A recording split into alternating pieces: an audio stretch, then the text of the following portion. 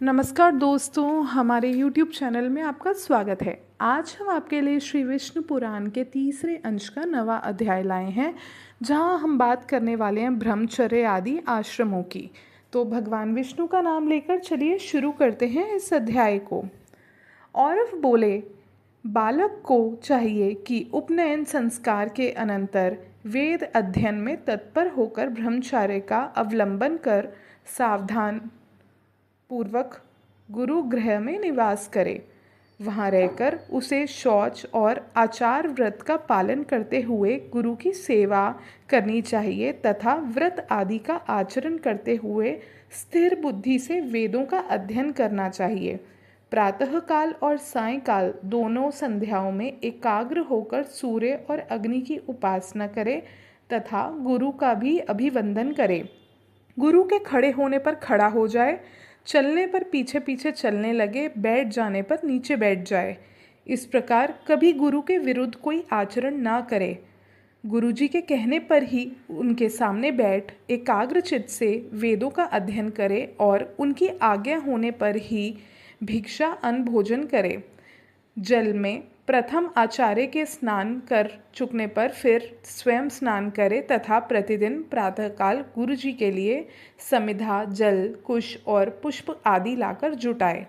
इस प्रकार अपना अभिमत वेद पाठ समाप्त कर चुकने पर बुद्धिमान शिष्य गुरु जी की आज्ञा से उन्हें गुरु दक्षिणा देकर गृहस्थ आश्रम में प्रवेश करें। फिर विधि पूर्वक पाणी ग्रहण कर अपनी वर्ण अनुकूल वृत्ति से द्रव्य उपार्जन करता हुआ सामर्थ्य अनुसार समस्त गृह कार्य करता रहे। पिंडदान आदि से पितृगण की, यज्ञ आदि से देवताओं की, अन्न आदि से अतिथियों की, स्वास्थ्य से ऋषियों की, पुत्र उत्पत्ति से प्रजापति की, बलियों यानी अन्न भाग से भूतगण की तथा वात्सल्य भाव से संपूर्ण जगत की पूजा करते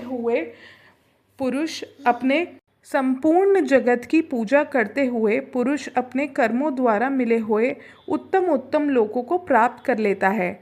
जो केवल भिक्षावृत्ति से ही रहने वाले परिव्राजक और ब्रह्मचारी आदि हैं, उनका आश्रय भी गृहस्थ आश्रम ही है, अतः वह सर्वश्रेष्ठ है।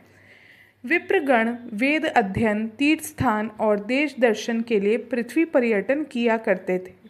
उनमें से जिनका कोई निश्चित गृह अथवा भोजन प्रबंध नहीं होता और जहाँ सायंकाल हो जाता है वही ठहर जाते हैं, उनका सब आधार और मूल गृहस्थ आश्रम ही है। ऐसे लोग जब घर आएं तो उनका कुशल प्रश्न और मधुर वचनों से स्वागत करें तथा शैया, आसन और भोजन के द्वारा उनके यथाशक्ति सत्कार करें। जिसके घर से अतिथि निराश होकर लौट जाता है, उसे अपने समस्त दुष्कर्म देकर वह अतिथि उसके पुण्य कर्मों को स्वयं ले जाता है।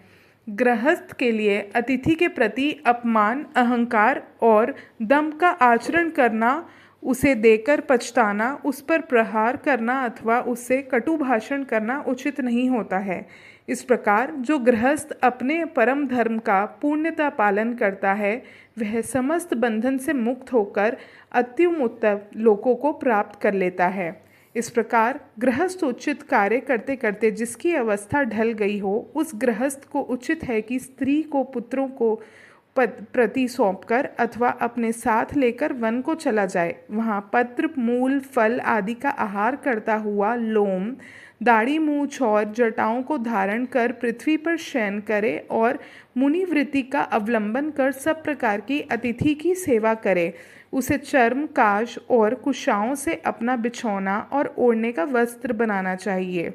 उस मुनि के लिए त्रिकाल स्नान का विधान है। इस प्रकार देव पूजन, होम, सब अतिथियों का सत्कार, भिक्षा, बलि, वैष्णव देव भी उसके विहित कर्म हैं। वन्य तैल आदि को शरीर में मलना, शीत सहन करते हुए तपस्या में लगे रहना उसके प्रशस्त कर्म हैं। जो वानप्रस्थ मुनि इन नियत कर्मों का आचरण करता है, वह अपने समस्त दोषों को अग्नि के समान भस्म कर लेता है और नित्य लोकों को प्राप्त कर लेता है। हे नृप, पंडितगण जिस चतुर्थ आश्रम को भिक्षु आश्रम कहते हैं, अब मैं तुम्हें उसका स्वरूप का वर्णन करता हूँ। तृतीय आश्रम के अनंतर पुत्र, द्रव्य और स्त्री आदि के स्नेह को सर्वथा त्याग कर मात्सर्य को छोड़कर चतुर्थ आश्रम में प्रवेश करें।